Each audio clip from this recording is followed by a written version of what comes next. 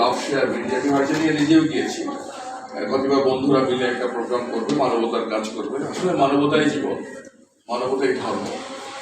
আপনারা দেখবেন, আমি ধর্ম নিয়ে যদি ধর্ম মন্ত্রণালয় সচিব বলি, আমি আমার ধর্মে কিন্তু কোথাও বলে না আমাদের ধর্মকে অসম্মান করা।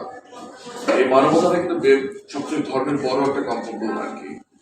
এখানে আমরা যারা থাকবো বাংলাদেশে এইরকমই মানবতার সাথে কাজ করবো। কে হিন্দু, কে মুসলিম, কে বৌদ্ধ, কে খ্রিস্টান আমরা দেখবো না।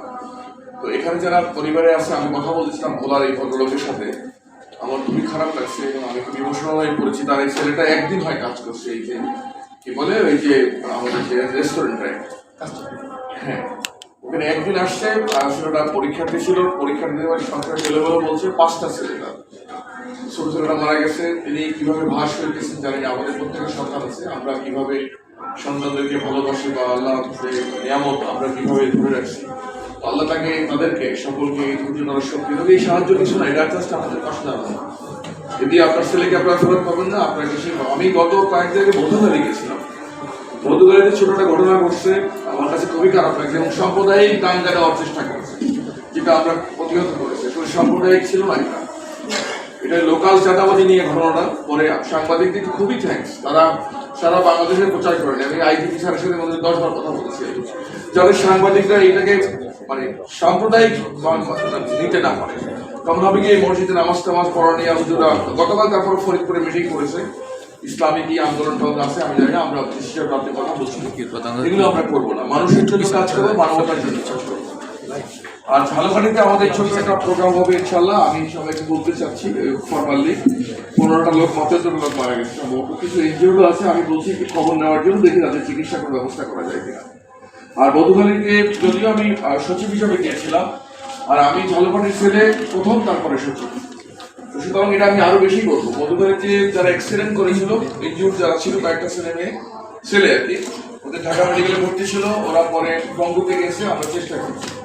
তো আমি অনুরোধ করবো যারা এখানে আমরা আছি, স্পেশালি ঝালকাঠির লোকের মানিক সাহেব আছে, পরিচয় হলো, আমরা যেন মানুষের জন্য কিছু করতে পারি। এই সংগঠন ঝালকাঠি অফিসার অ্যাসোসিয়েশন এবং এই লাভ যে শেয়ার যারা মানে যে বিডি বাংলাদেশ, তারা যে কাজটা করেছে তাদেরকে সশস্ত্র সালাম, তাদেরকে ধন্যবাদ জানাচ্ছি। তারা এই সুদূর এই হাজার মাইল দূরে থেকে, হাজার মাইল দূরে থেকে তারা যে বাংলাদেশের সেই যারা কষ্ট পাচ্ছে তাদের জন্য স্মরণ করেছে, কৃতজ্ঞ করতে পারেন। আমরাও ঝালকাঠির এই ব্যানারে ইনশাল্লাহ ঝালকাঠিতে প্রোগ্রাম করবো, নেট করেছি। আপনারা সকলে এগিয়ে আসবেন।